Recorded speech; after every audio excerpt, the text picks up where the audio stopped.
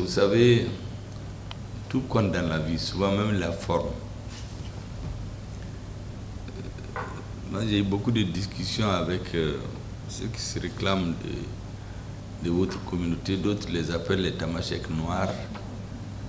Moi, je leur ai dit qu'ils n'ont qu'à prendre leur nom parce que les Soraïs avec lesquels ils vivent, ils connaissent les grandes caractéristiques de votre communauté Bella. Vous savez, en Soraï, quand ton fils est né, qui est ton espoir et qui est très fidèle, tu l'appelles Bella. Même chez moi, c'est un signe de fidélité chez nous. La deuxième chose, j'ai dit à tous les gens ici, seul le travail anoblit l'homme. Tout le reste là, c'est une question de temps. Et les Bellas sont des gros travailleurs. Ils sont des gros travailleurs. Toutes sortes de travail ils le font.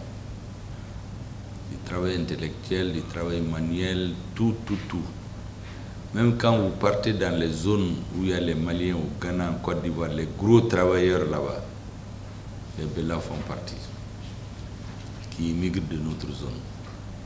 Et ils sont aussi très fidèles. Il y en a qui abusent de ça. Et aussi, il y a une bonne partie de leur histoire qui est cachée. Moi, je la connais, c'est des hommes très braves. Souvent, les grands échecs des colons dans la bataille au moment de la pénétration coloniale, c'est les Bellas qui l'ont gagné. Bien sûr, on a édulcoré l'histoire après, parce que, pour plusieurs raisons, vous savez, dans les pays, il y a des luttes de mémoire. Souvent, on essaie de banaliser leur travail. Moi, j'ai une claire conscience que notre pays ne peut être construit que par tous ses fils. Et tous ses fils, ça veut dire qu'il ne faut exclure personne. Ce que je retiens aussi, c'est qu'il y a très peu de vos gens qui sont dans la belligérance avec l'État malien. De toutes les rébellions qu'on a eues, il y a la première, il y avait le Bilal Saloum, c'était l'adjoint de Yad, il est de peau noire. Lorsque on a signé les accords de Tamara 7, quand ils sont venus, il a dit clairement aux autorités que lui, il est fatigué de la guerre, il veut faire l'agriculture. Il veut trouver un champ à l'office du Niger, un tracteur, il va se retirer de tout. Le président Moussa avait autorisé de le faire taire. Bon, il est mort après dans les luttes entre eux, on l'a éliminé. C'était l'adjoint de Yad. Donc, c'est une communauté. Depuis 2018, moi j'en parlais, je ne savais pas que j'allais être Premier ministre, mais j'ai dit que le Nord, là, si on pousse à 1200, 2000 ans dans l'histoire, il n'appartient à personne plus qu'à vous. Les populations autochtones, il y a 2000, 3000 ans, ce sont les Bellas.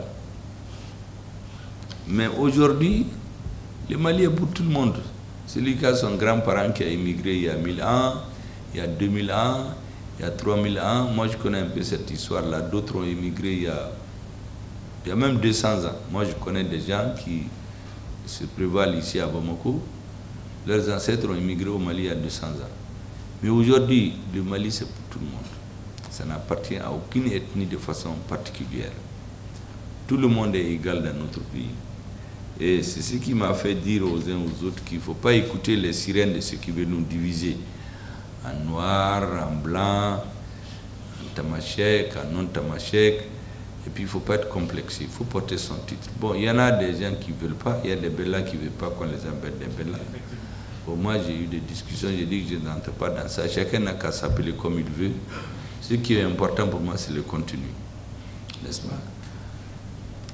À l'avenir, en tout cas, si j'ai des conseils à donner, quand vous demandez une audience avec une autorité, vraiment il faut venir en grand nombre. Parce que vous savez, ceux qui, en tout cas certains citoyens, qui par méconnaissance estiment que votre communauté n'est pas très forte, quand on les invite, ils viennent en très grand nombre. Vous savez, les gens du Sahel, ils aiment beaucoup l'exhibition. Quand ils demandent à rencontrer une communauté, ce n'est pas 4 personnes que vous rencontrez, hein. C'est plusieurs dizaines de personnes pour en imposer par le nombre. Parce que le nombre aussi compte. Si on dit qu'on a rencontré la communauté Bella, on voit des jeunes Il aurait été plus sympathique s'il y avait des vieux de 30 ans, 40 ans, 50 ans, 60 ans, 70 ans qui est un melting pot. Là, c'est vraiment représentatif. Sinon, un petit nombre et pas très nombreux, plus jeunes, on va dire, bon, c'est des jeunes activistes qui voulaient voir le Premier ministre, comme il reçoit tout le monde, mais que ce n'est pas très consistant. Or, dans le fond, vous avez une communauté extrêmement importante.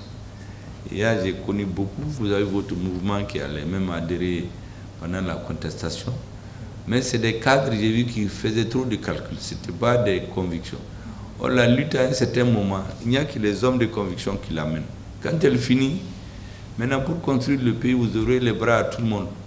C'est à cette phase que nous sommes aujourd'hui. Vos cadres sont partout, dans l'armée, dans l'administration, dans les sciences, dans la recherche, dans l'administration. J'en connais beaucoup. Il faut que les gens apprennent à s'assumer. Maintenant, concernant la transition, vous savez, le plus grand soutien aujourd'hui des Maliens, c'est de soutenir nos forces armées de sécurité. Ils sont en train de se battre contre les terroristes et les sponsors étrangers. Je ne le dis pas par propagande, ceux qui se battent contre le Mali, là, ce n'est pas seulement des Maliens du Nord, eux, c'est juste des porte-parole. Mais il y a des forces, des sponsors qui ont intérêt à ce qu'il y ait le désordre dans le Mali. Pas plus tard qu'hier, j'ai fait un long développement devant les Maliens, où j'ai indiqué qu'à un moment donné de l'histoire, ceux qui veulent nous diviser aujourd'hui avaient voulu éliminer toutes les peaux blanches. Tout ce qui est blanc, empoisonner les puits, épandre du poison pour qu'ils meurent tous. Ce sont les mêmes qui viennent dire aujourd'hui que ce sont leurs amis. Ils n'ont pas d'amis, ils n'ont que des intérêts. À chaque moment, ils ont des intérêts. Même ce qui est arrivé avec le bateau là, ils se sont mis à revendiquer. En réalité, ce n'était même pas eux. C'est des forces organisées. Le Nord est plein aujourd'hui de forces étrangères. Les services secrets qui sont venus saboter le processus de retraite de l'aménagement. Donc maintenant, notre armée a besoin de se battre. C'est comme une équipe de football qui se joue. Elle a besoin des supporters. Ça, c'est un. La deuxième chose, c'est la culture de la paix, qui est une caractéristique de votre communauté. Il ne faut jamais vous cesser de faire la propagande de la paix. L'avenir appartient à ceux qui vont aller vers la paix. Voici, je pense, les grands soutiens que vous pouvez apporter. Le reste, là, c'est les populations, elles sont nombreuses. Partout où il y a une autorité de la transition, il faut la soutenir. Et dans le pays aussi, il y a des gens, des difficultés qui sont inhérentes à notre temps. Mais vous allez entendre des gens dire que c'est lié à la transition. Je vous donne par exemple les prix de certains denrées. Vous savez que le Mali n'en produit pas. Il y a eu la guerre d'Ukraine. Tout le monde aujourd'hui est sous le coup. Par exemple, il y a des pays qui sont producteurs de pétrole, mais le prix a été multiplié par 8. Vous avez des substances qui coûtaient 1 euro peut-être le litre, qui coûtent 5 euros maintenant.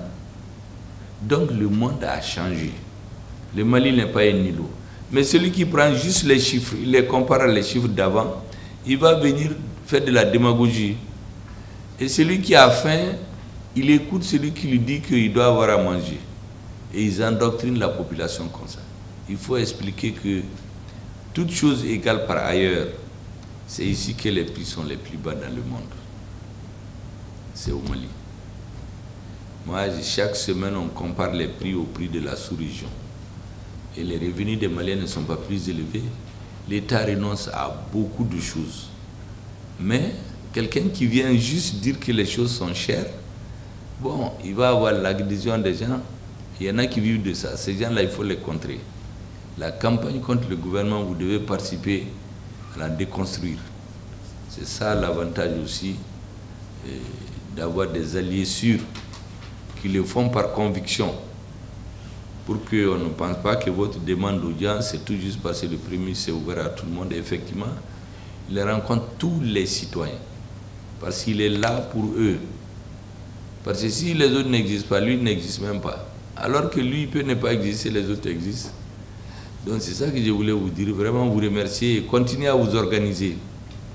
et vous faire encadrer par vos anciens. Ceux qui ne veulent pas porter le nom de Berla, laissez-les avec leur appellation. De toute façon, vous n'avez pas besoin d'identité pour vous faire connaître. C'est à vous de travailler pour imposer la force, la noblesse de votre appellation. Vous êtes des hommes travailleurs, ce qui libère l'homme. Vous êtes des hommes fidèles, vous êtes des hommes engagés. Vous n'avez pas une autre patrie que le Mali. Ça, c'est des caractéristiques qui suffisent pour galvaniser votre population et montrer que vous êtes comme tout le monde. Voilà ce que je voulais vous dire et vous transmettre les salutations du président de la transition.